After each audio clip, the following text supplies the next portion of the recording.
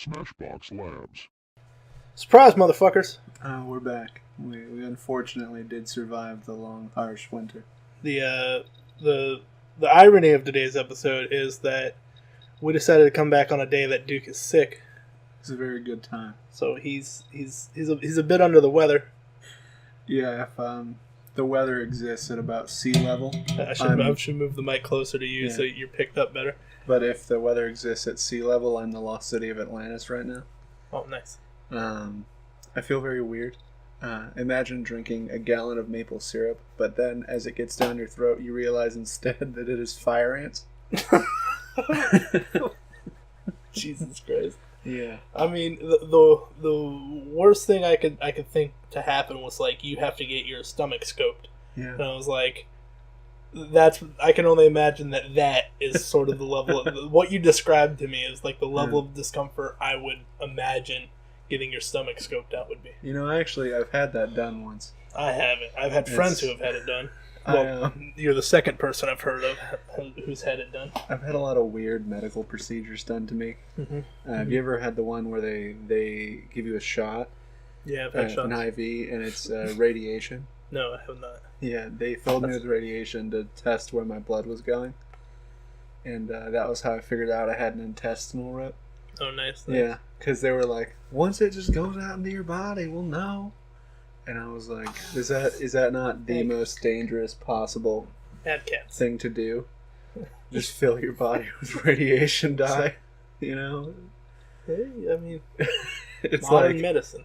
It's like, oh man. Well, I mean, we experience small levels of radiation all the time. Yeah. Like, do you know that Scotch tape in a vacuum is super radioactive? No way. Like peeling Scotch tape. I can't remember like what the measurement of it was, but like if you peel Scotch tape back in a vacuum, it's super radioactive. But like, you know, in open air, it's obviously not that radioactive because people do it all the time.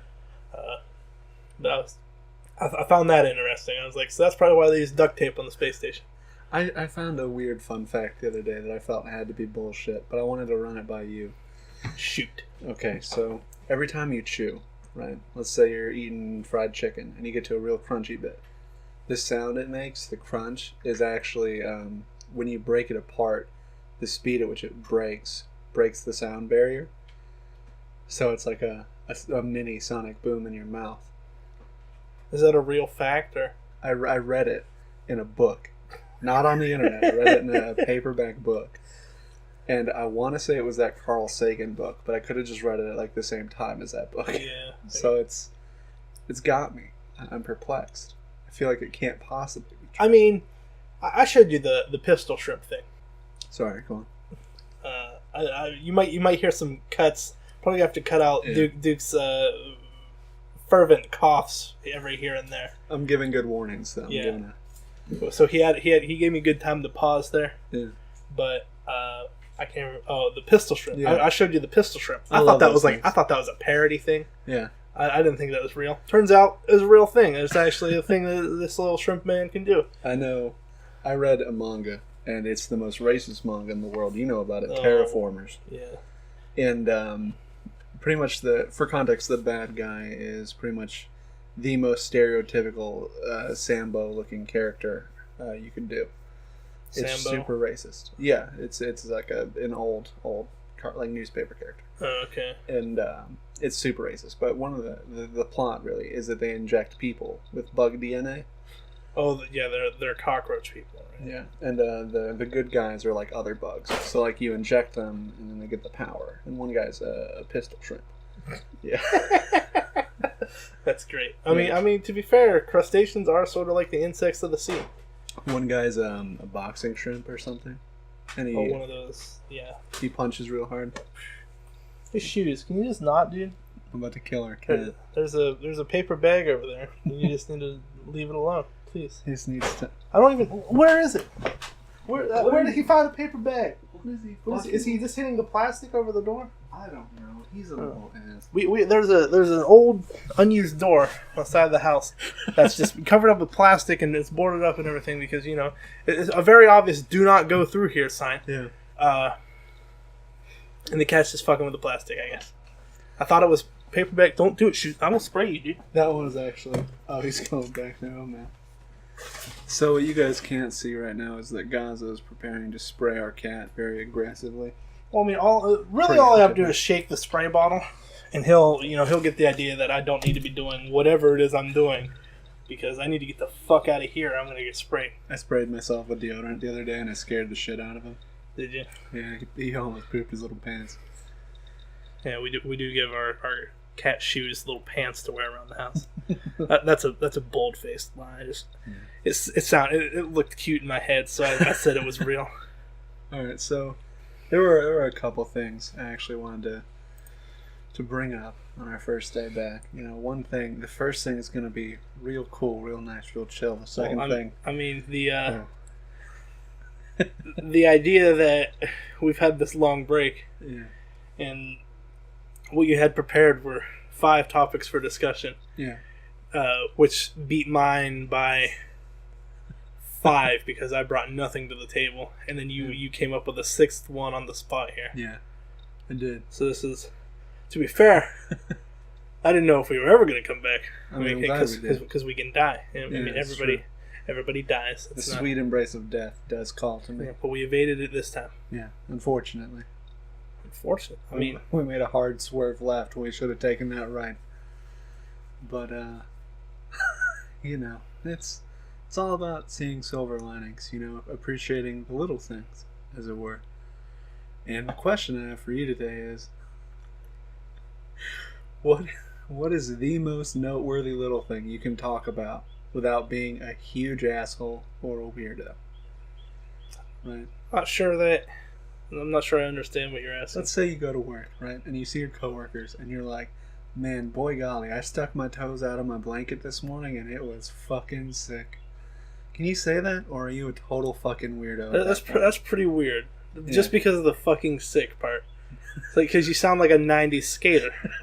Now, and it's just, that's not language that I would expect to hear after I stuck my toes out of my blanket. And it was fucking gnarly, brah. Now, what if you... Wicked gnarly, dude. What if you walk into the employee lounge or whatever, and you're holding 2 Mountain Dews, and you're like, oh man, the machine gave me 2 drinks. That's fucking sick. Yeah, that's fucking sick. That's good. I mean, still, you're at work, so I don't think you should say, that's fucking sick. I think you say, that's totally rad. We should play the game Totally Rad. Yeah, I agree. Actually, I want to play Skate 1 for some reason. That would be nice. Are any of those games on PC? I don't think so. I think Skate 1 might be. I want to say they ported it, but I could be horribly wrong. No one fact check me. I don't ever want to know. So, I was thinking about this because the other day I was talking to a friend, and I brought up the fact that I had woken up that entire night without sleeping. Or, I'm sorry, without waking up. It's on the mobile phone. Not the PC. Look, we just have to emulate a phone and then play Skate. All I'm saying is, it's an option. Yeah, it is an option. So what's your favorite little thing? You know, what do you get that's like, hell yeah, it's gonna be a good day? When I wake up and I don't feel like not doing anything. Like any day I wake up and I'm like, all right, let's go do stuff. Right. Like normally, I can wake up and just be like, man, I'm ready to get to it, because I'm that person where I'm just like, I'm used to waking up, getting ready to go to work, and then going to work. Right. So I've done that, until I moved down here. Like, if it wasn't a school day since I was 16. Yeah. And then there was a couple months, like after senior year, where I didn't have a job, and I wasn't going to school. So, and then I was threatened to throw me out of the house, and then I got a job, and then I was threatened to throw me out of the house, so I started paying rent, and then threatened to throw me out of the house because I wouldn't quit my job to drive my dad to and from. It's this whole weird thing. It's yeah. But yeah, I'd say my favorite little thing is just waking up feeling just ready to go. I'm just like, I'm ready to get to work. Like the start of the year, I was making memes on my personal channel. Yeah. Which I guess I'll put a thing to. I mean, there's probably, I think it's probably already in the sidebar. Yeah, probably. There's probably a link to it either in the description, because I can't remember what the links are in the description. Yeah. But if you go to my personal Twitter, there's a link to it. But I'll try and remember to actually just put a link to my channel. But the main point is I was making memes. I was like, I'm going to do a meme every day, and it just started out as a gag. On New Year's Eve, somebody asked me to make a Dragon Ball Z AMV. Yeah. I'm like, all right. I was like, and it was really funny.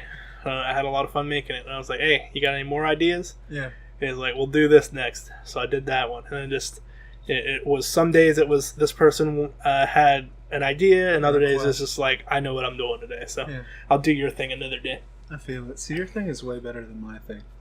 What, your my little thing? Yeah. Oh, okay.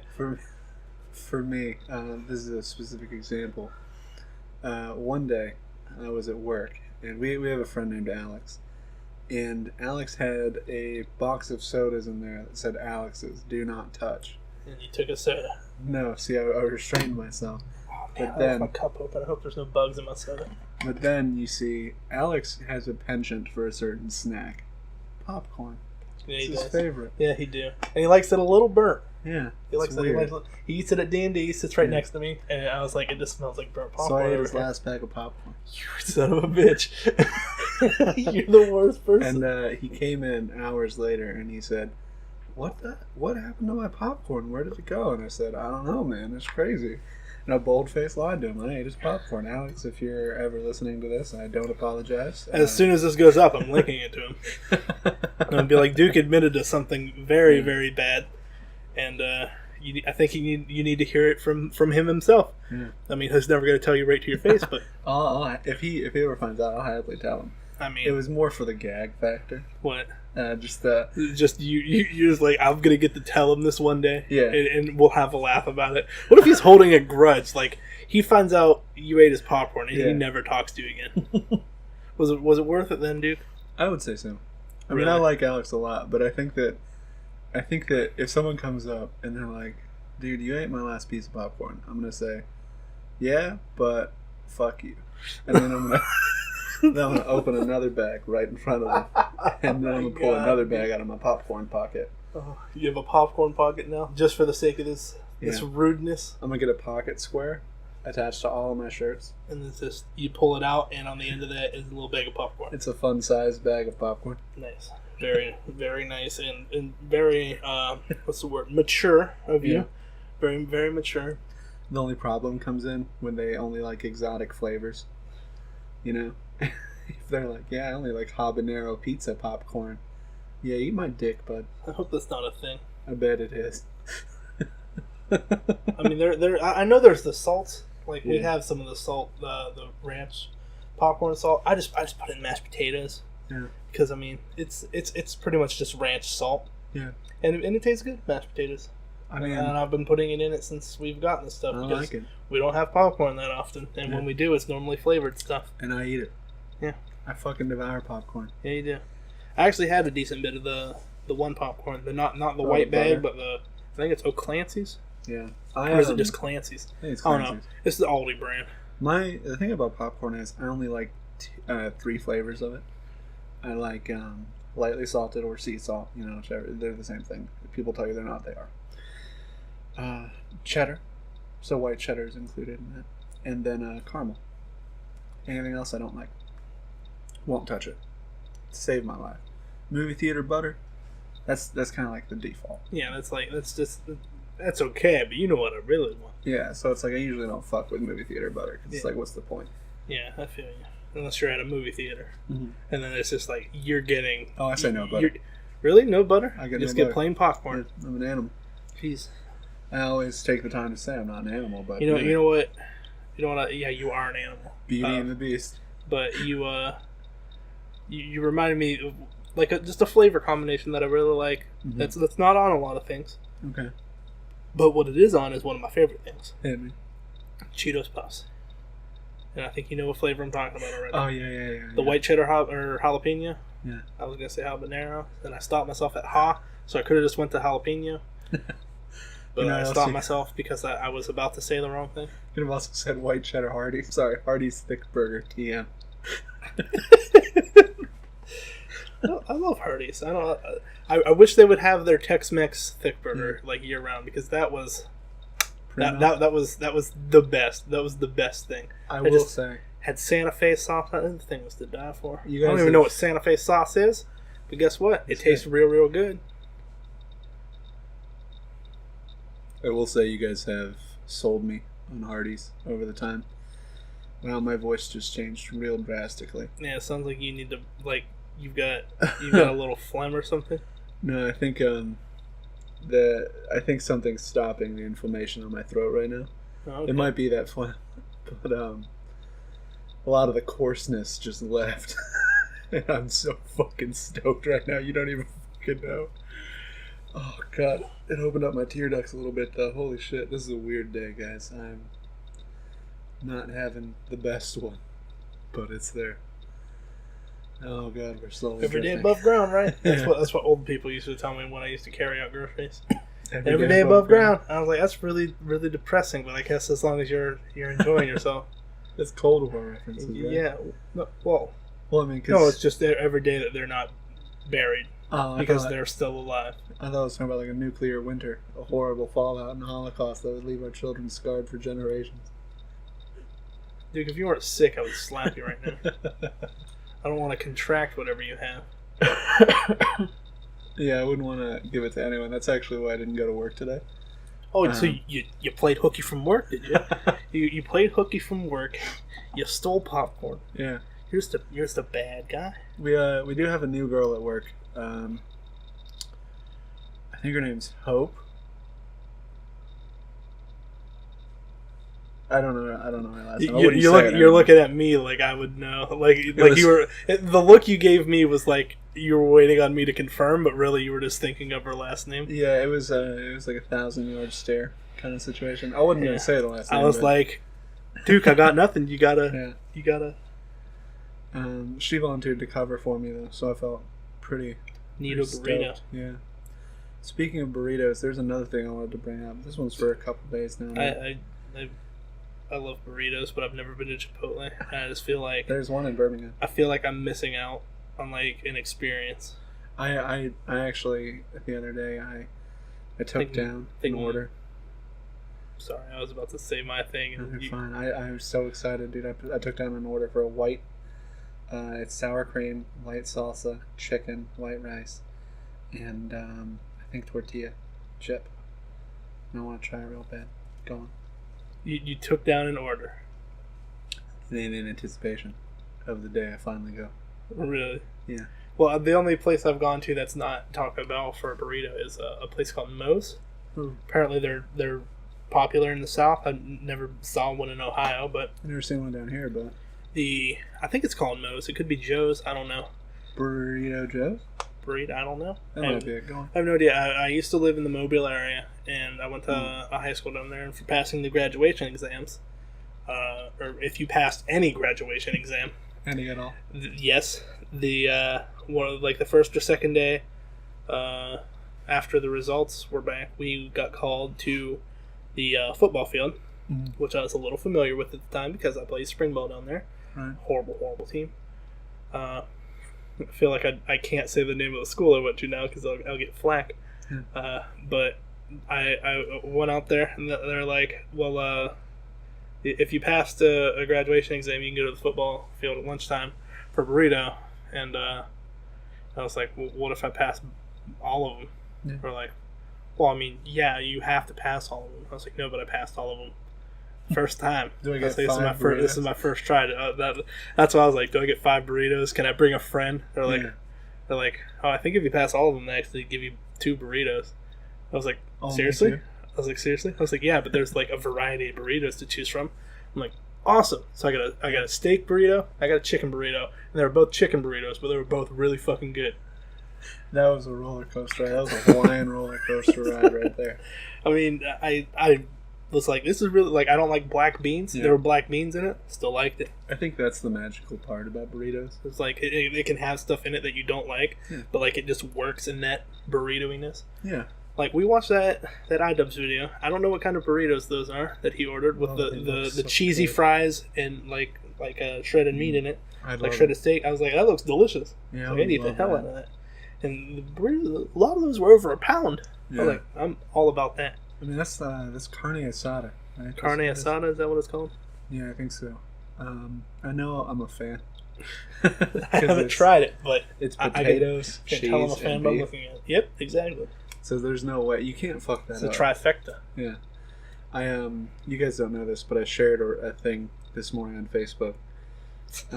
It was just a recipe. I don't even know this. We're friends on Facebook. I just don't use Facebook. Yeah, I even tagged you in it. Did really? Yeah, I tagged you and Matt and Brett actually, but we included it's a recipe for mozzarella stick pizza. Oh god. Oh, I know. And what is it? Literally just pizza with mozzarella sticks on top? Or? No, dude. It's instead of dough. You know where I'm going with this. It's mozzarella sticks. And sometimes I worry that in mankind's hubris we fly too close to the sun. Oh my god. Because that truly is a glorious gift of food. I'm excited. I want to try it. I mean, the ingredients are literally mozzarella sticks, cheese, sauce, and whatever toppings. Sounds like a lot of work. I mean, how much work is love? You know, that's the real question. We're asking. Duke, I know how things work around here. I always say I will be the one cooking. Yeah. And the like, let's get the stuff to make this, and we never do it. Yeah. It's because it's always we wait too long, and we don't have enough money now. Yeah. You know what I wanted to make homemade chicken soup for you guys. Yeah. It's just like I don't want to waste money on that. It's like if we want other stuff, we'll get other stuff first. Yeah. There's all those all the slow cooker recipes I've looked up, like the baked pasta recipes, and I'm just like, there's so much food in the world, and it's just not having money sucks. I think what we need to do is set we need to start a Patreon. What we need to do. Those birds, there were birds like nesting in our flew door. into my window the other day. Really? I shit my pants. It's a bad sign. Dude, you remember when those ladybugs fucking swarmed me? Oh my god, do I? Duke walks into his fucking room one day and just starts having he goes, Gaza, get in here. Yeah. And I go, what's up? And he's just, and he points at the window, and I go, oh Jesus Christ! It's just a literal swarm of ladybugs, like hundreds upon hundreds of ladybugs. I'm like, I don't know what to fucking do about this. And I'm sitting there thinking, I was like, I guess we could try.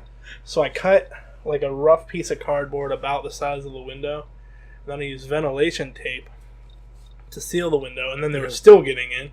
So I went all the way around the border of the window, and that stopped them. Yeah. Except for a couple, I guess, climbed in through your air conditioner. They're like, I can do this. Mm-hmm. I think the worst part was that for weeks, and even still today, I'll find ladybug corpses in my bed. There was one day one got in my mouth. Nice. A corpse or? No, a live one. It was nice. Yeah, I freaked out. And then this one crawled in your mouth.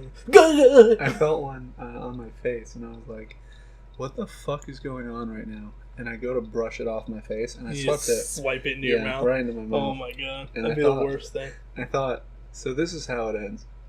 Not with a bang, but a whimper. This is how I'm gonna go out. A ladybug crawling on my face, and I swipe it into my own mouth. I don't know. Like, you know this. Yeah. I don't have strong facial hair genes. Yeah. But what I do get is just like my peach fuzz stash gets like real thick right here. Mm-hmm. Like sort not real thick. It gets sort of thick enough that I sometimes feel it tickle on my lips, like whenever I close my mouth, and that freaks me the fuck out. So like, here's a fucking bug on my face. I feel that. For me, I have the horrible fear that I'm gonna wake up, because one time I found a tick, like in my facial hairs in high school. Oh my god! I would have shaved every. I think Matt found one too when he was down here. As he, you know how thick his beard is. He shaved it all. He was like, I'm not fucking with this. And then one time when I had long hair, I found a tick in my hair. So I don't know if you know this. They used to live like in the woods, pretty much. Yeah. I've had a tick on me once. It was Easter. Yeah. At my grandpa's house, we were having an Easter egg hunt. He lived close to town, but like he had a nice like wooded seclusion going on. It was a really nice house, really nice land. He had a pond with fish in it and everything. Yeah. And so we went out there for an Easter egg hunt, and then we went fishing afterwards. And I came home, and that night I was getting a shower, and I just feel something going on my shoulder, like it was moving. Yeah. And I reach back, and as soon as I reach back, like I feel like a pinch. Yeah. Like it knew my hand was coming, so it's like I gotta hold on to this shit tight. Gotta slam my jaws. So I go to reach back and I go to like brush it off, but it's like clamped on. Yeah. So I grab a piece of towel, or not towel, toilet paper. Yeah. And I grab it like, because I heard about ticks before. I was like, you can't just pull them off. You gotta burn them, or you gotta get them by the head. So I get it like it's not like a tight clamp. Yeah. So I get like where the head and its little needle face is going into my skin, and I get it like as close to my skin as I possibly fucking could. And I just go doink. I take it out, and I was like, "You're supposed to burn these." My mom left the lighter in the bathroom, so I go and pop it, and I set the thing on fire, drop it into the toilet, and just watch it burn for a second, and then I go flush.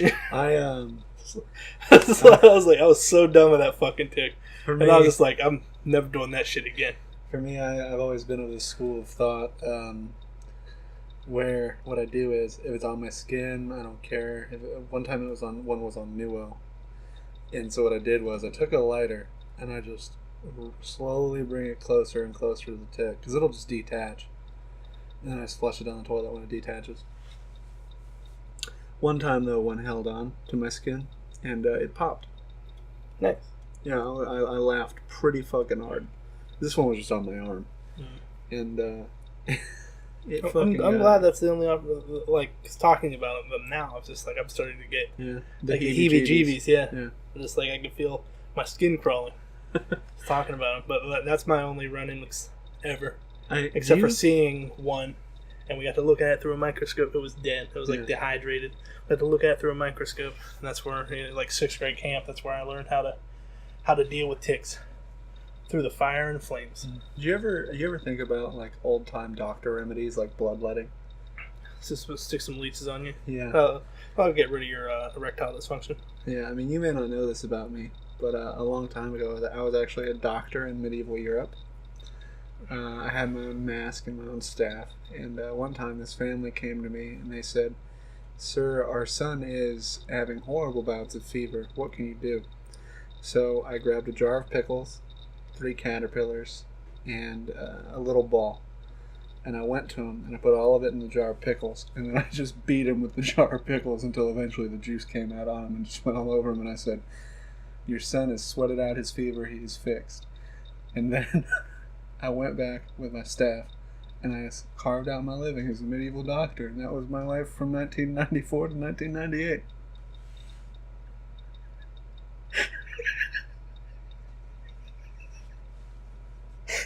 What the fuck is wrong with you? You guys couldn't see it because it just stared at me. I was just trying to find the words, and I want to be the yes and for you, dude. I really do, but the question I have for you then is that was a wild ride, bud. Yeah, it was.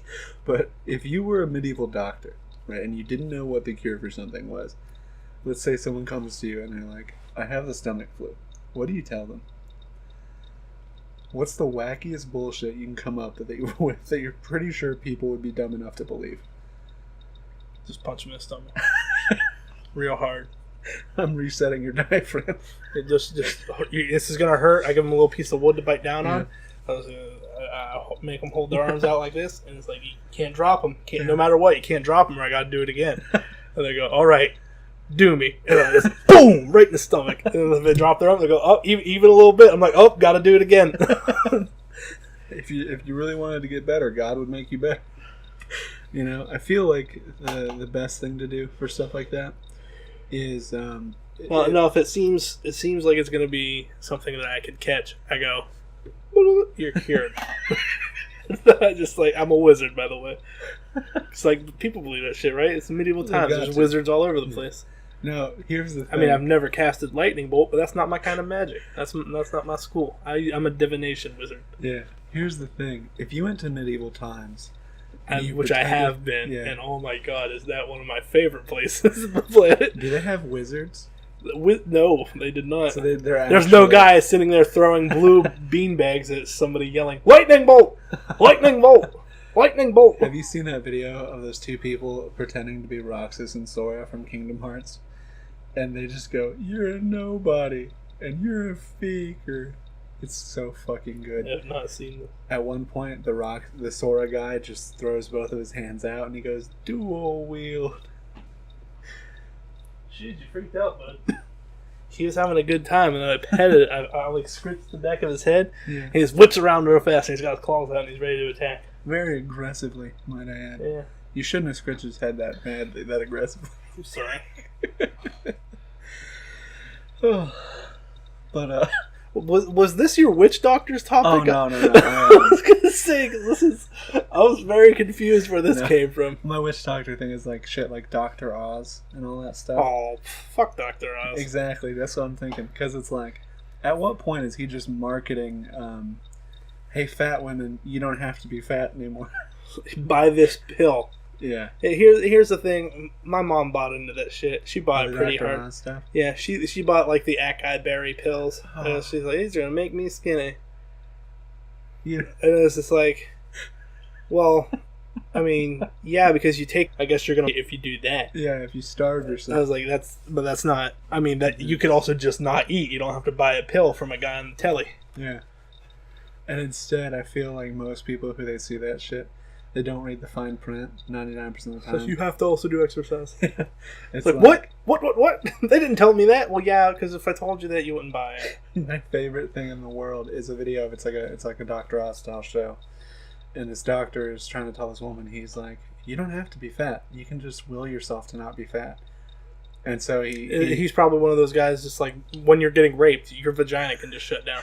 And he goes, does anyone in the crowd agree with me? And this big burly dude raises his hand, so he points the mic to him. And the guy goes, I don't, this is bullshit. And then it just cuts out for a minute. That's my hero. Yeah, it just goes like the equivalent of like a technical difficulties sign. And I just laughed my fucking ass off. That has to be like a Tim and Eric sketch. I hope it's real. I hope it's real. I am the opposite. I hope that's a Tim and Eric sketch because I don't want that to actually have been like a thing, or like a what's the Steve Brule show? Oh. John C. Reilly. I can't remember. John C. Reilly. Yeah, John C. Reilly does Steve Brule. It's a show on Adult Swim. I can't remember the name of it though. You don't mean the Tim and Eric show, do you? No. Because there was just like a 15-minute show where it was John C. Reilly doing weird shit. Him? Yeah. Well, I mean, it was like a camera crew, and he would talk to people. And I thought that was a part of Tim and Eric for some reason. I mean, it could have started out like that. I have no idea.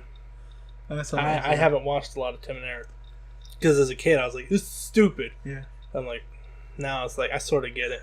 Have you ever watched that Ben Folds video that they're in? He's a musician. I was gonna say I don't. He wrote a song called "You Don't Know Me," and it's just Tim and Eric. And one of them's cross-dressing, and one of them's normal. Is this the one have you sent me this one? Probably. I just remember I sent it to a lot of people with Tim and Eric's in it. And it fucking kills me. Just yeah. I used to like that show Tom Goes to the Mayor. Yeah, it was apparently by Tim and Eric. Yeah. They were writers for the show. They created it. Good show. And I was like, I really like that show. Didn't really like Tim and Eric off the show. Great job. I think the thing about Tom Goes to the Mayor is that all the awkward silences in that show. Oh yeah, I'm a man who loves me some awkward silence. Yeah, and I love putting people into awkward silences. You know I do. Yeah, like if you watch some of my meme videos, there's a lot of awkward silence in some of those. I think the art of the awkward silence is pretty fucking good. Yeah, you know. See, like I think that if you do like the crickets chirping, that's too passé. That's too played out. At that point, you just do straight silence. Yeah, it's way funnier to me, especially because the longer it lasts, the funnier it gets. There was something I watched. It was like Big Bang Theory. It was titled Best of Big Bang Theory Season 2 or whatever. And they just took the first episode of the season and they just played an increasingly loud laugh track throughout the first 5 minutes. Just constantly. And so the characters wouldn't even be saying anything and you just have horrible, uproarious laughter. And I fucking loved it. It was way better than the real show. I would happily watch that any day of the week. See, like, I started watching The Big Bang Theory. I'm like, this is an okay show. And it's like, well, my mom and dad watched the show. I'm like, it's an okay show. And I'm just like, then I start catching some of the things that are just like, it's nerd traps is what it is. It's just like, they're just reeling you in because they make references to things that you know about. And you think about it, it's like, that didn't make sense at all. Like, that was literal gibberish. Yeah, it's like if I didn't know what those things were, that is gibberish. I know what those things are. They don't make sense together. That's still gibberish. It's like the opposite of Silicon Valley, where all the nerd references are subtle and in the background and kind of just contextual. Silicon Valley regard, you know? Well, it's because Tom Judge? Mike Judge. Mike Judge. Couldn't think of his name for a second. Mike Judge is a fucking genius. I feel it. King of the Hill. Yeah. You know, Beavis and Butthead. I was like, his name's not Hank Judge. I'm just thinking Hank as King of the Hill. Yeah. And then I said Tom Judge, and I feel like a jackass. Dude, I've been there. Yeah. The other day I said... you can't just say, I've been there, and then just start laughing to yourself. It's really bad. I mean, hit me with it. Okay, so I was talking to a friend of mine, and it was actually a student, but he's not a student anymore, he just comes by. And I was talking to him, and we were talking about politics, and I was like, I mean, yeah, dude, I love Dylan Obama. And I paused, and he looked at me funny, and I realized, his name's not Dylan. And I said that out loud, and he took a moment, as if to parse what I was saying. And I had to rapidly come up with any possible reason that I could have No, because here's the thing. You have to just say Dylan Obama, and then as soon as you realize that was dumb, you've got to be like, I was joking. No, you don't say I was joking. You tell yourself, I was joking, and then you give him one of these. Wink. It's like, did you get it? It's just like, that's not a thing. You're like, you got me. He did this real slow. He goes, whoa. Or you've got to be like, or you've got to be just a Barack? No.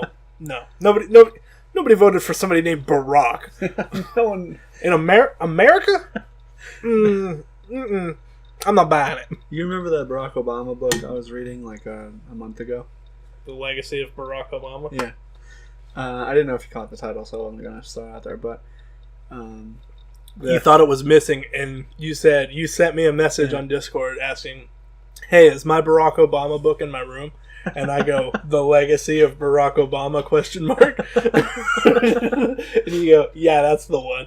I was like, no, it was in the car last time I checked. And you're like, well, I already checked the car. And I was like, well, then you returned it. I don't know what to tell you. He's like, well, that's what I thought, but I didn't want to go argue with them and it'd be in my room, you know? Yeah. And the thing that fucked me up about that book is the first third of it called him Barry. You know, very business casual. It's like, I think that once someone's been a president, you can't do that unless they do it. Well, like Teddy was it autobiographical in any way, or just somebody wrote about it? It was biographical, but not autobiographical. Right. Like it was talking about his philosophies and where he gets like his philosophy and his ideology, I guess, and the root of all that and the way it carried over into his term. And some of it's really interesting. You got to carry that stuff full term. Yeah. You can't abort your philosophy halfway through your first term. And, part of it really left like a big impact on me. And I'm glad I read it. But then another part of it's like... Why did they only call him Barry for the first third? Exactly. Why would they only do that for the first third? It's like once he becomes a senator, they stop talking as if they know him. And I'm like, do you mean to tell me you only know the parts of Barack Obama's life? He was Barry until he became a senator. Then he became Barack. And then where he became president, it's Obeezy. Yeah.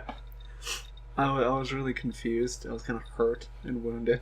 I used to refer to him as Obeezy, ironically, just because I thought that was hilarious that people called him that.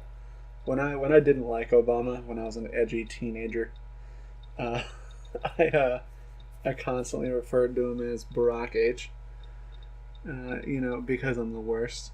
I was the worst. Well, if you really wanted to be edgy, you would have called him Hussein Obama. Oh man, I wasn't that bad. I hope. I was pretty terrible, but I mean, I think I was a pretty shit teenager just because I tried to make jokes out of everything. Yeah. And that's annoying. And there were dumb jokes. And it was just like, a lot of physical comedy. I would say in junior high, I was probably about as funny as Carrot Top. Mm. And then I've matured into the whatever the hell you want to call me now. Yeah.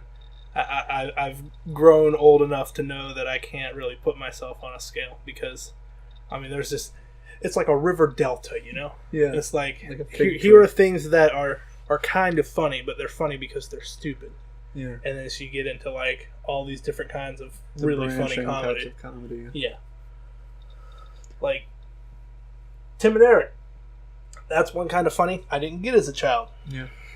But I wouldn't put them, you can't really say, well, they're way funnier than Nathan For You because they're both sort of absurd, sure, but they're two very different kinds of absurd humor.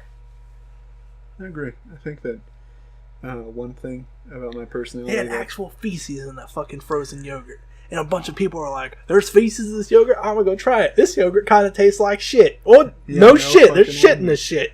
Yeah, but one thing about my personality that kind of pisses me off is when I come home every day from work, because at work I'm sharp. I am on it. And you just say something silly to me right out of the gate. Yeah, like I'll walk in the door at home and I'll be like, "Do you ever wonder why ham sandwiches aren't like alive, or some equally nonsensical bullshit?"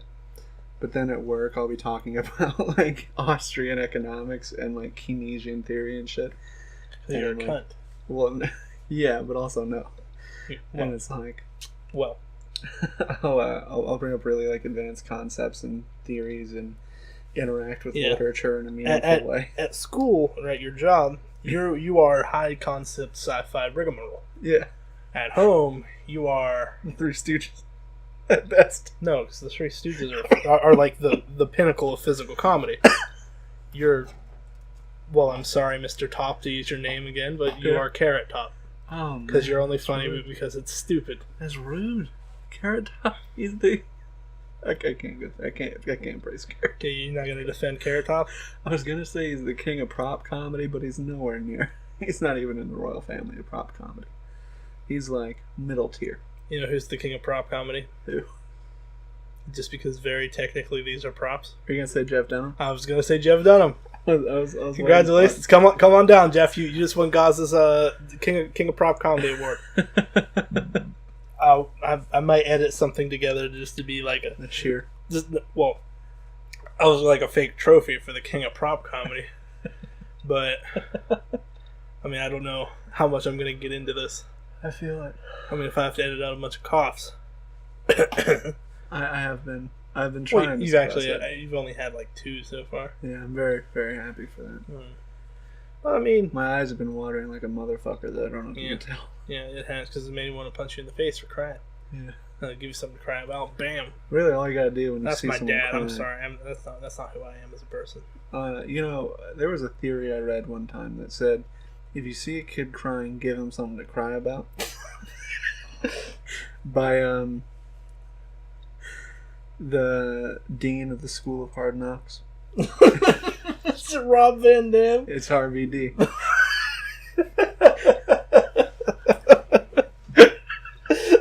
Oh my goodness. I'm real glad you caught where I was going. Oh my goodness. But yeah, I don't know. It's really weird.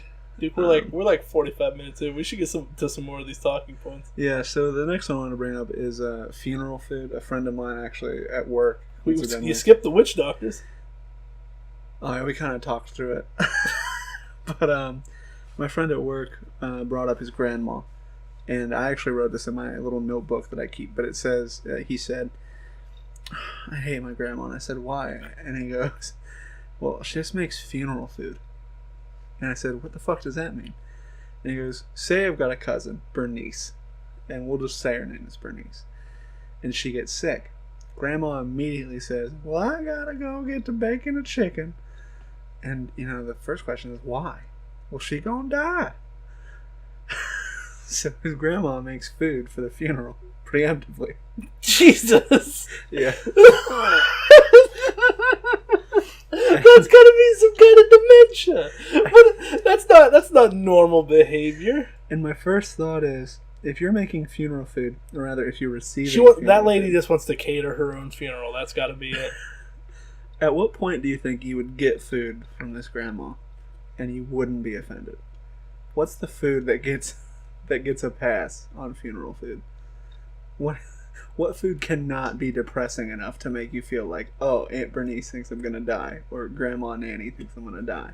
Happy face pancakes. Oh.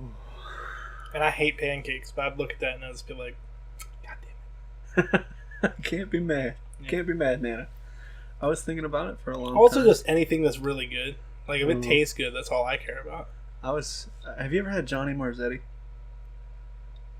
It's like Hamburger Helper. It's very similar to Hamburger Helper. Is it just Marzetti, but somebody in your family called it Johnny Marzetti, so you've just been calling it Marzetti from now on? Wait, what's Marzetti? Probably just what you're talking about. I can't remember what I think it's rotini noodles. How's it? I've had a long week. We don't need to shatter my worldview today, but let's do it. I'm just Googling Marzetti here to show you what Marzetti is. Let's see. T. Marzetti Company. I mean... Oh, that looks really good. It's the one in the second row. That one, yeah. Oh, okay. Yeah, it's very much... So it's like a lightly sauced elbow macaroni spaghetti kind of thing. Yeah. Okay. It's like my favorite food of all time. This is closer to what I was thinking of. It was like a baked pasta thing. You've made that, I think. No, I've never baked pasta at the house. You made some... Oh, you made... I mean, I've made some hamburger helper that might have been close to that, but I never did a baked pasta, like a pasta bake thing, which I want to do. But I mean, it's just like we don't really have like a casserole dish worth a damn.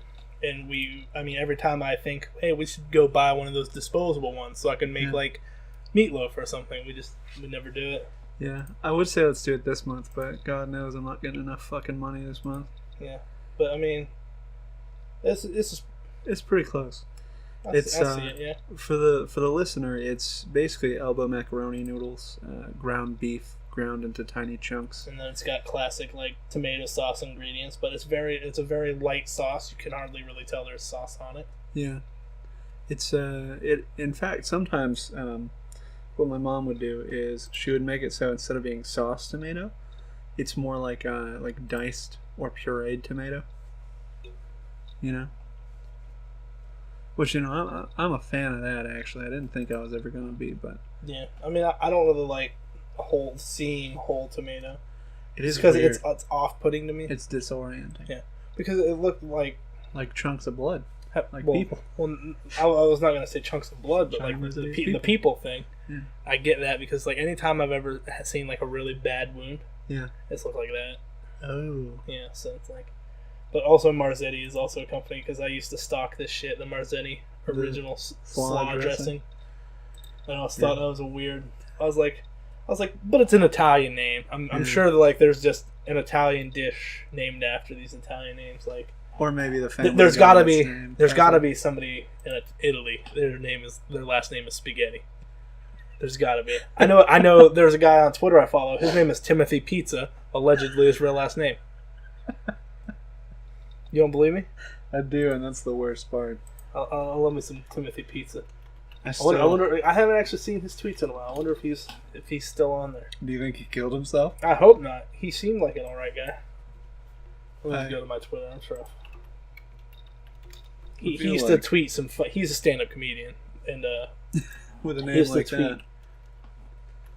Are you just gonna type in Tim Pizza? I'm pretty sure that his display name was Timothy Pizza. I'm gonna be really sad if he's not on here anymore. So he was a funny guy. Oh man. Go to people in the top left. Tim Pizza. Maybe he's been banned. Check the top left where it says people. I left and then right clicked. Tim Mullet. Yeah, looks like he's no longer part of this Tim circle. That sucks. Well, I knew a guy named his name. I'll change the first part of it. We'll say Bill. His name was Bill Gayard. And when he got beat up by 5th graders when we were in 8th grade, I laughed real hard. Maybe because they're 3 years younger than him. Did he go starting shit with 5th graders and get his ass beat? What happened? Like, what was it? He beat up their 4th grade brother. Oh man. Yeah, it was like the lead kid's little brother or something, and he beat him up because he crashed his bike into the side of their house. So Bill. I'm not gonna make any conjectures at what his first name was, but there are like 2 or 3 possibilities here. Yeah, so Bill goes over and picks a fight with him on a street corner right outside the middle school. His last name is Gayard. Gayhart. Gayhart. Yes. Okay. Even I'm sure worse. He caught some shit for that. I bullied him incessantly. To be fair, he was an asshole. He actually. And also, you bullied a lot of people. Yeah, but we've talked about that before. We don't need to get back into that. Yeah, I have a different story involving him though. That I'm gonna get to in a minute. But he gets his shit pushed in, pretty aggressively by 5th graders. Yeah, and then they tie him to the swing.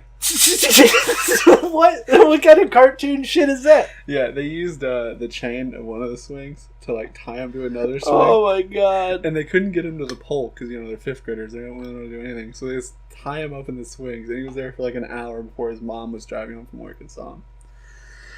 And how do you explain it? A bunch of 9th graders beat me? The thing that fucked me up is he was telling us about it in school, and he's like, and they all just kicked the shit out of me, man. And I was like, how old were they? What happened? Were they like high schoolers? And he goes, no, man, they were 5th graders. As if that were something to be proud of.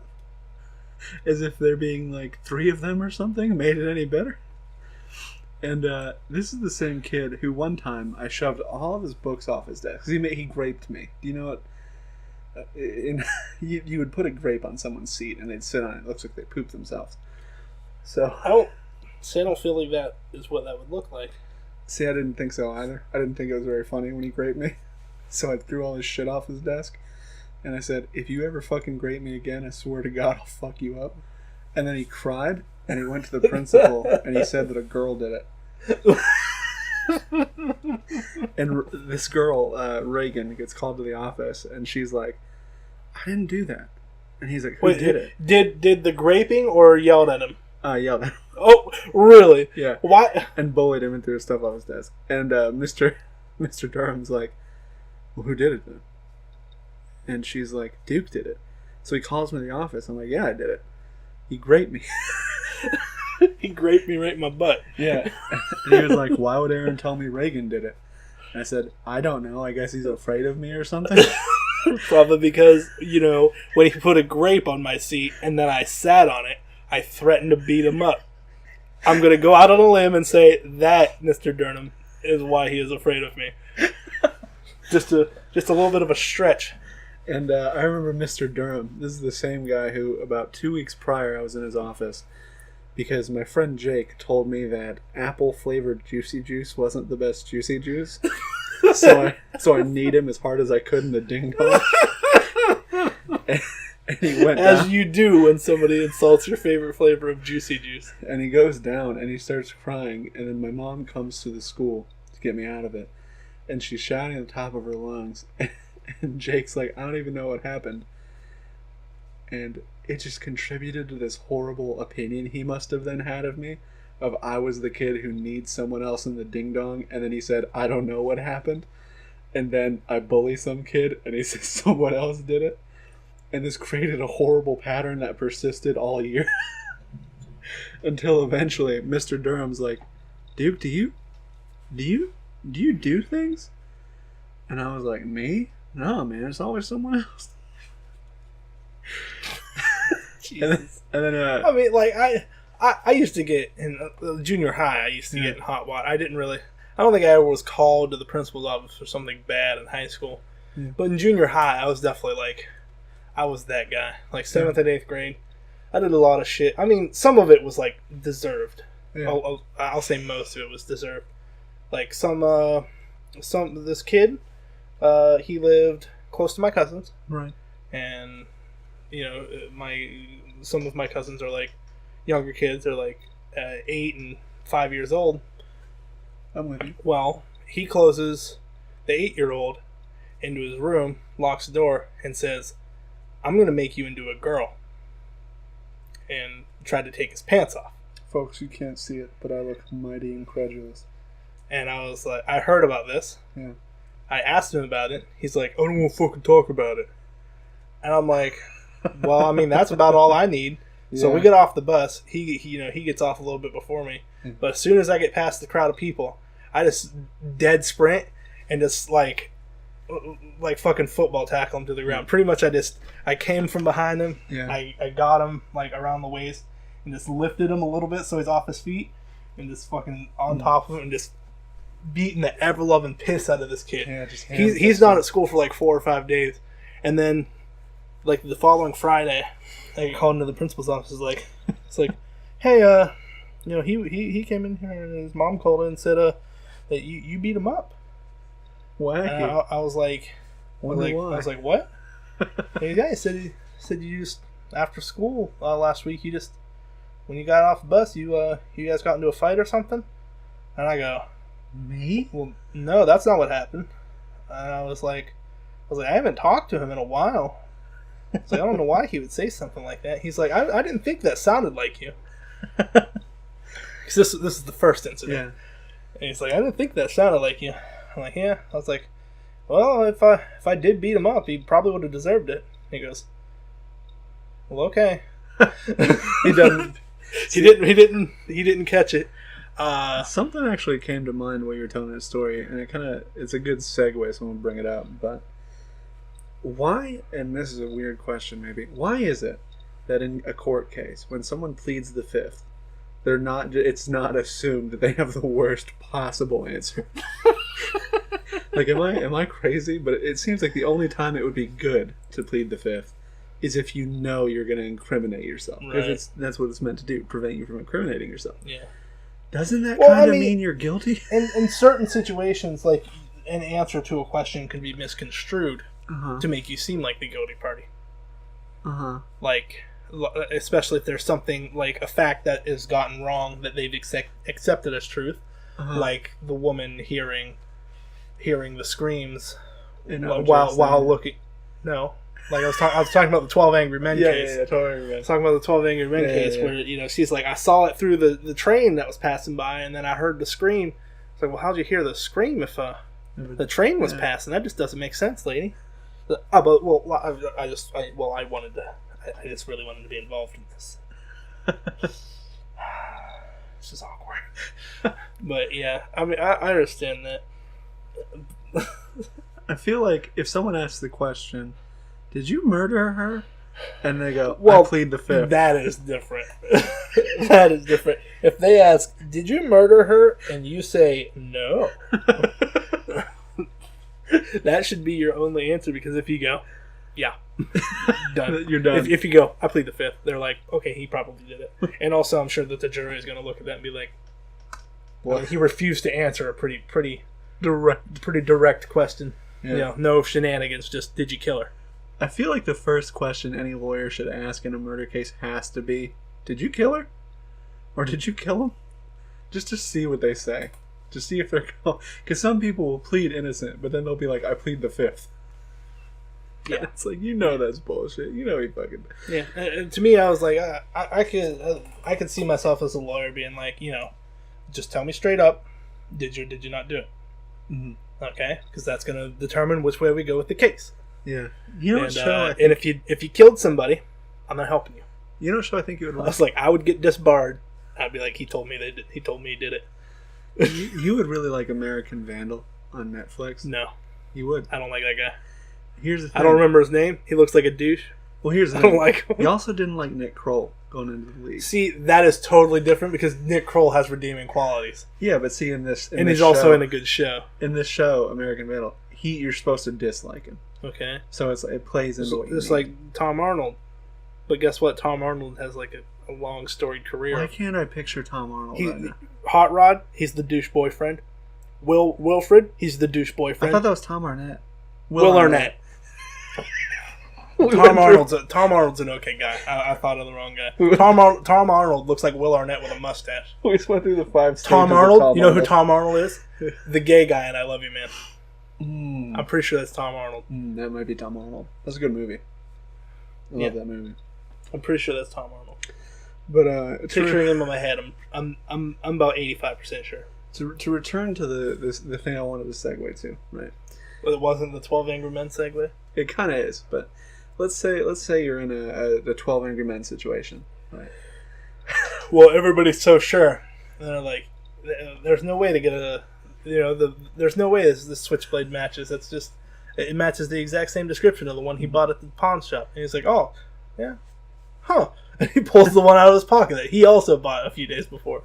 Like, you're not supposed to be able to do that. It's like, well, it's a good thing I did because we would have just sentenced this kid to death. Now here's or the whatever question. the punishment for killing people was in the 50s. What behavior in a juror situation would get you to be an angry juror?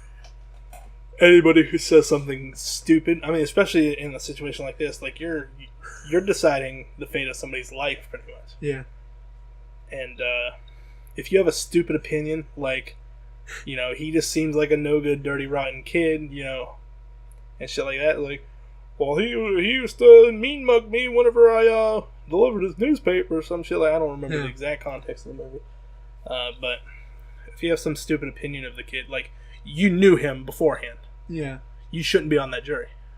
Have you you have a negative opinion of him already? Have you seen Malcolm in the Middle? Yeah. Have you seen an episode of Malcolm in the Middle where Lois does that? She does this 12 Angry Jurors situation. I vaguely remember it. I'm sure I've seen it. She gets to it's like a whole big thing, and she gets to the end of the episode, and she's like, I just don't see how you guys think he's innocent. And she's like the last one that's still opposed. And finally, like, what the fuck is your deal, lady? And she's like, he shoplifted from the store at work. She was like, that kid constantly fucks around with my son and does all kinds of And she pauses, and she's like, I know this kid. Oh, God. Oh, no. I've made a mistake. And Lois is my favorite TV mom. But she's human. And it was my fifth favorite episode of Malcolm. Malcolm in the Middle. I love that show. I think it's one of the best shows in the 90s TV era. It's a good... Gave us Frankie Muniz. Gave us Hal. You gonna call him Hal? Yeah. Even when it was Walter White, I always called him Hal.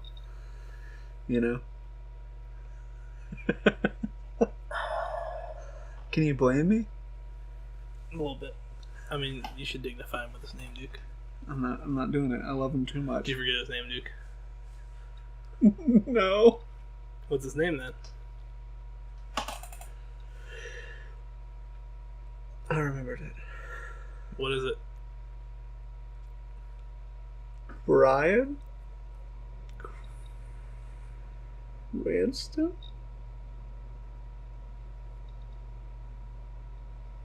Final answer. Final answer? Locking it in. It took me a minute. I mean, You don't want to phone a friend? Guys, I swear to God, if I phone a friend and it turns out to be Brian, I'll call Josh right now. He won't be able to hear me talk. It is Brian Cranston. I was trying to think of a joke to turn it into John Krasinski, but I just couldn't get there. It's just like, and the Oscar goes to John Krasinski. like Steve Harvey, it kind of. Yeah. Fuck, dude. But I love how he fucked up last year, and he's like, I literally saw an ad. He just goes, I'm back. Oh man, there's so much weird shit in the news, or the celebrity news lately, and in the last couple of years. And I think we're finally hitting a point where everything's at critical mass in terms of good well, yeah, shit. because we got a celebrity as our president. Yeah. And, you know what my favorite thing to come out of 2017, 2018, 2016, that cycle is? People remember that Donald Trump ran for president back in 2000. Dragon Ball FighterZ. Okay, that was a close. I was close. Yeah, both start with D. Sure. I'll give that to you. We'll start with D, apparently. I'm fucking stoked for that game. Dragon Ball FighterZ. Yeah. Dragon Ball. Yeah. Dragon. It's just like how people say Jerome. J-R-A-G-O-N. Just like how people say Jerome, but it's actually spelled with a D.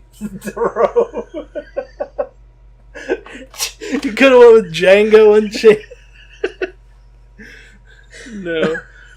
Like, when I was a kid, people used to ask me how to spell my name all the time. I was like, it's Drake, you know? Did I show So you? J? No. G? No. D? You got it. Did I show you that thing about that student who misspelled my fucking name? No, you told me about it. Here, I'm gonna pull this up.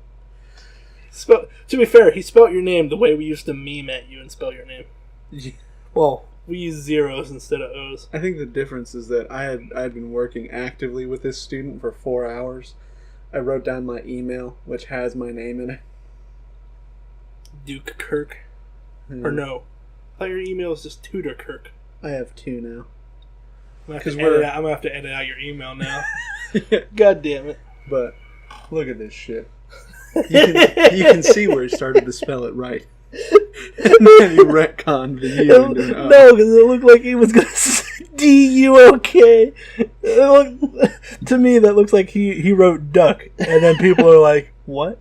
Like, that's not his name's not Doug. Look at, you're not going to call out Turner? Oh no, that's Tunner. Tunner? That's got to be Tunner, right? Tunner. And then L8, it looks like above that. Oh no. Oh my goodness. Our students are dumb. I mean, it's a community college in Alabama, so. That's true. What are my Here's your expectations, really? But I mean, yeah, I'm excited for Fighter Z. It comes out tomorrow? Yeah. Which, if you're listening to this podcast, it's out. Is that a challenge? I mean, it's only about 6 o'clock. I could have this out by midnight. You don't know. The game's out in Australia, New Zealand, and most parts of Asia. It's because of time zones. No, because it's releasing in America first. Because made by Bandai Namco USA. I'm 90% sure it's launching in America first. I don't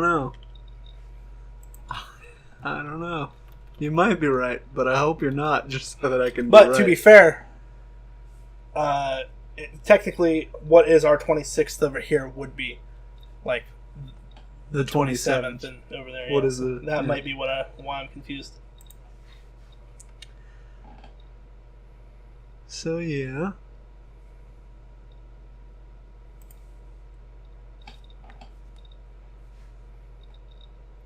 Release date. Okay, never mind. It appears to be the 26th across the board. Yeah, because there are people already putting out gameplay videos from the areas affected. It's kind of been pissing me off. I mean, it's pretty easy to just not watch those videos. Too. Well, no, I mean it pisses me off because they have it and I don't. No, I'm really I mean, petty. to be fair, we haven't even purchased it yet. We haven't paid for it yet. And to be fair, if the only pre-order bonus is Blue Goku, which you and unlock Vegeta, in the game anyway. which you can unlock anyway. Not that big of a deal. I'm perfectly fine with not getting it for a little bit. Yeah, I mean I don't even tend to use other than in my team. So. Yeah, it's just. I mean, you can also unlock it just by playing online. Apparently. Yeah. Well, you have to play a lot, but you can just play in story mode and get them. Yeah, but they're really hard challenges. Whereas you can play online a lot and just unlock them that way. Oh, so it's like Tekken. Yeah, it's like 250,000 fight money, and 500,000 for Goku. Oh, okay, that makes sense. Yeah, or whatever their version of fight money is. Yeah, it's probably Z coins. I don't know. Probably Zenny, I imagine. It's I mean, I'm glad that they're not going to do something stupid and lock them away in loot boxes or something. So yeah. at least there's that. I hate the practice of loot boxes so much. I hate that Overwatch started this trend. Yeah. I hate that it popularized the trend. And Matt disagrees with me on this, but I think that they're a little bit responsible for the influx of loot boxes because, I mean, they popularized the idea, and of course people aren't going to be able to perfectly recreate it, but I still don't like it. I still don't like it in Overwatch. I think they are just because I can't just. I think that they're no matter what, no matter if you have loot boxes or not. If you're going to do cosmetic shit, you should.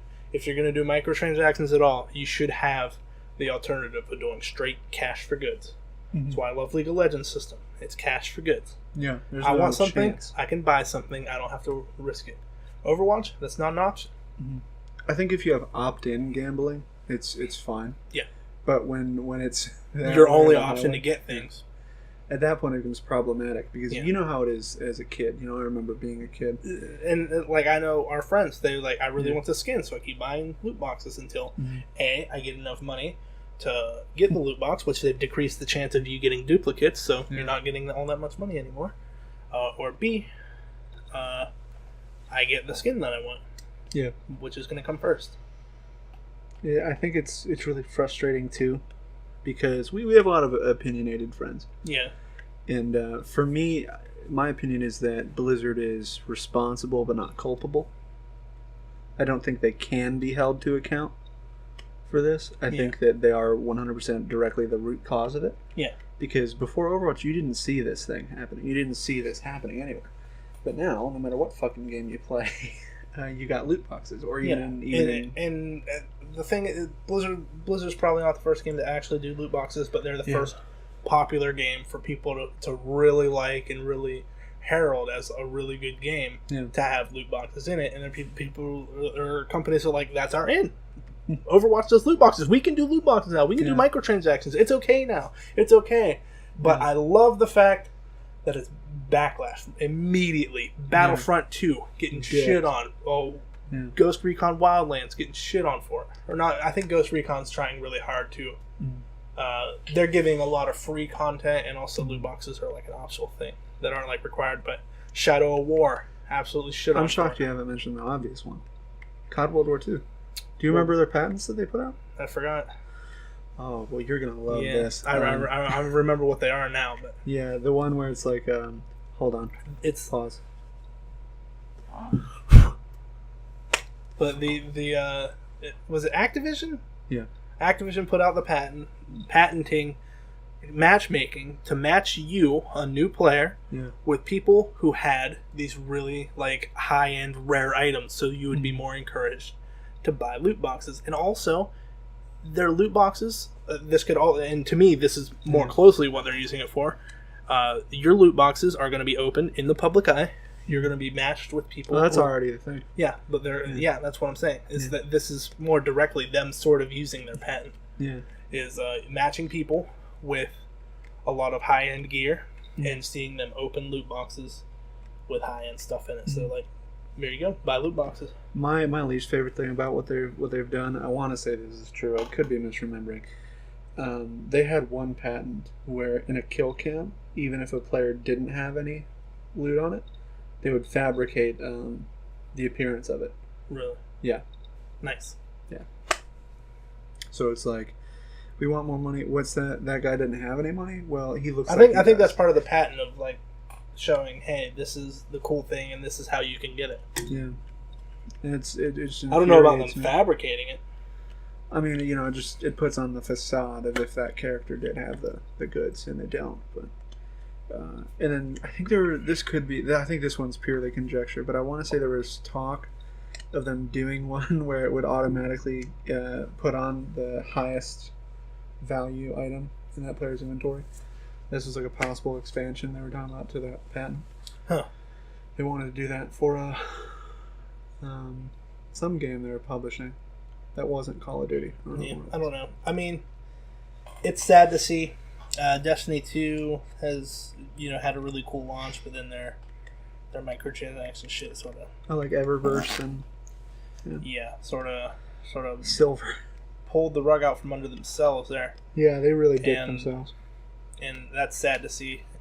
I'm hoping beyond hope, really, but BioWare doesn't really have a history of this. Yeah. history, stuff like that. I'm hoping Anthem is sort of free from all that bullshit. I'm hoping it's just like a straight looter shooter. I know, Duke, I know, but I'm hoping beyond hope. Yeah. Right now, like the last thing we heard is that there's no plans for no plans for loot box or microtransactions. That was the last thing I had heard. Yeah. Of course, I heard that. I'm pretty sure through Jim Sterling, who was like, I'll believe it when I see it, because Battlefront 2, they sort of make everybody jaded to this shit. They were like, we listened to the players and we found out what you guys want, and you guys based on the beta results. Yeah. We made a reasonable grind. Reasonable, quote unquote, grind, quote unquote. I think the issue with hyperbolded with grind with companies taking beta results is that, let's say you look at the Dragon Ball FighterZ beta, right? How much do you want to bet that 40% of the people who played that beta said, I'm going to sit down and I'm going to play several fucking hours of this at a time just so I can make sure I get it and get into it and all that shit. Then it's similar with the Star Wars open beta. I guarantee you everyone said, I'm just going to sit down, I'm going to carve out some time, and I'm going to grind through this. And so they take those numbers, and then, release day comes, and you have one day of people doing that. But then the week after that, everyone's hours peter off because they have work and school. And also, they realize how much of a grind it is. Yeah, because the beta numbers made it look inflated. Like, to me, I know what grind is. I know what true grind is. I've played World of Warcraft for several years. Yeah. I played during Vanilla. I played during DC, Wrath. I've played during all of the expansions, at least for a little bit, because I didn't really play that much in Warlords. Because I didn't like Warlords. And I've not played too terribly much in Legion, but I've played probably 5 or 6 months during Legion. Yeah. And, I'm aware of what grind is, and I know good grind from bad grind. Mm-hmm. And, good grind is getting things every now and then. Yeah. Like in World of Warcraft Vanilla, it was a grind, but guess what? Almost every level, you could go to your class trainer, boom, there's an upgrade to an ability, there's a new ability. Stuff like that. Battlefront 2, here's 30 hours. No heroes, no new weapons, because you get shit rolls on the weapons or the unlocks you do, or the chances you do get on unlocks. Mm-hmm. So it's like you're not guaranteed anything. I think you should not have gambled rewards. Yeah, I think one thing I liked a lot was this is gonna make me sound like a total asshole, but like Modern Warfare and Modern Warfare 2, I think that was the perfect if you had to pick a high end, like you get stuff really frequently but it's still decent, is that game. Because I guess I see that. It simulated a longer one. I didn't play Modern Warfare as much. I played Modern Warfare 2 because I played Modern Warfare at a friend's house, but that's about it. I played Modern Warfare 2 pretty heavily though, because I actually got that game. I played the fuck. And to me, I don't really like the get to this level, you get a nice gun. And I think that you should. I like the systems where it's like you get to pick which gun you get. The thing I did like about Call of Duty though is that, at least in Modern Warfare 1, 2, and 3, the guns you got as you leveled up, most of the time it wasn't that they were better, it's just that they had different areas of expertise. Right. Like you could do miraculous things with the M4 that you could not do with the AK. Like in Black Ops, I think statistically speaking, the Commando is the best gun. Yeah. But the one that suited me the most was the Galil. Same. I love that gun. The Galil's like level 32, I think. Yeah. Commando's 44. Mm-hmm. I never used the Commando because I got the Galil first. Mm-hmm. I feel that. And I prefer systems. I can't remember. I think Black Ops 2 was the point buy system. Like you get unlock tokens. I like that more than I guess I would say. I like that more than I like the, hey, you get this at certain levels. Mm. Because to me, it just makes more sense that I should be able to get the stuff that I know I'm going to like, I know I'm going to use, instead of just saying, hey, here's stuff as you get it. Because to me, then it's like, okay, I'm using this stuff to level up, but then if I want to try new stuff, I have unlock tokens. That's what I liked about the prestige system in Modern Warfare 2 specifically. Because if you remember, that's the first one where if you prestige, you get to keep one of the guns. And I don't remember it that much, but I only prestiged twice legitimately. I was on 7, I think. Yeah, I I think I was like, towards the end of Call of Duty Modern Warfare 2's Lifeline, like its run. Like I think Black Ops was already out at this time, and my mom had purchased it. I just wasn't allowed to play it because it wasn't Christmas yet. Yeah. I was like, I'm just gonna grind out and see how far I can get in Prestige, and like, I'm level 2 or I'm second Prestige. Yeah. I'm like level 45 or something, and then I get into a lobby with a hacker. Oh, the 10th Prestige. And I get booted. But now I'm 10th Prestige, level 55 or whatever the max was. Yeah. I was like, 70, I think. 10th Prestige 70. I was like, well, that kind of sucks. That kind of sort of ruins this. So I have everything, and I can no longer Prestige because I'm max Prestige. Yeah. I was like, done playing this game. Just turn the PlayStation off. I was like, I've got nothing to do now. I feel that. Like, you guys an asshole. I remember I played Modern Warfare 3 like religiously. Because 3 was the one where that guy told me he didn't listen to people with lower KDAs than him. And then you got mad and got a higher KDA than him, joined a match with him, and then called him out of his low KDA. Yeah. I remember what I did for that was there's a mode called Drop Zone. You might remember it. And they just drop a supply crate, and the team that gets it wins. So what I did was I took the best MG in the game, and I just sat and I camped. And I would go like 53 and 2, 53 and 3, because, people suck. They don't fucking look. Yeah. Anytime I'm trying to boost my KDA, I always play like domination and stuff like that. Objective modes, and then just go for kills. Yeah. Well, not only that, but it's like I play on the objective, so I'm getting, I'm still getting decent XP because while I'm not playing the objective technically, I'm defending an objective. Yeah. You're posted up in a place where they can't get you. Yeah, Modern Warfare 2, I was always like, I gotta camp, or I'm just running around trying to play the objective. And then Black Ops, I'm like, well, I mean, I can just control a small area of the map. Yeah, that's what I would do. I would, in Drop Zone, what would happen is, they would tell you, like, right ahead of time where it was going to be, so I'd rush to be the first one there. I took all the speed perks. I didn't take any of the cold blood or anything like that. I didn't care, because I was like, if I'm there first, no one's going to get a kill streak but me. And so it did create a bit of a feast or famine situation where if I was having a bad game, boy fucking golly was it a bad game. But at the same time, the good games were so absurd because I think the gun I picked had an 80 round clip. Was it the RPM on that? Like the first 3 or so rounds were like fucking needle precise, and then everything like else is 3 round bursts. So it's just like go, and then you got like a second cooldown and you can go again. Yeah. That one was pretty good. Yeah. I used that when I prestiged because I was like, I can't. I think also it was like the MG63, MG43. I don't know, but I love the fuck out of that shit. But we've digressed a little bit. I wanna end this podcast with a memento that you remember. That fans, you may have actually heard this one. I'm not sure. But well, I mean, there are a lot of very awkward things you've done at drive-thrus, Duke. So I mean, I don't know which one you're about to share. I do this a lot. Well, not a lot, but once or twice a month, I'll go to McDonald's and I won't buy anything from me. I'll just pay for the person behind me. And one time, I went and I was like, "Fuck! I kind of want an ice cream cone." So I added the ice cream cone to my order. And I get to the front window or whatever. And she hands me my small ice cream cone, and I just dropped it. It just fell to the concrete, and I made the motion. I opened my car door, and then I realized I can't pick this up. So I look up, and I look her in the face, and I just close the car door, and I just drive away. I didn't say a thing, but something tells me that woman remembers me. Because not only did I drop a small ice cream, she handed it right to me. And it just went. I didn't close my hand. But I opened my car door as if I was gonna pick it up off of the filthy fucking ground and eat it. Like an animal. Like a fucking savage. And ever since it happened, this was about a year ago, ever since it happened, I've had the feeling that doing that canceled out whatever good deed I thought I was doing that day by giving a family diabetes. And I haven't been able to let it go.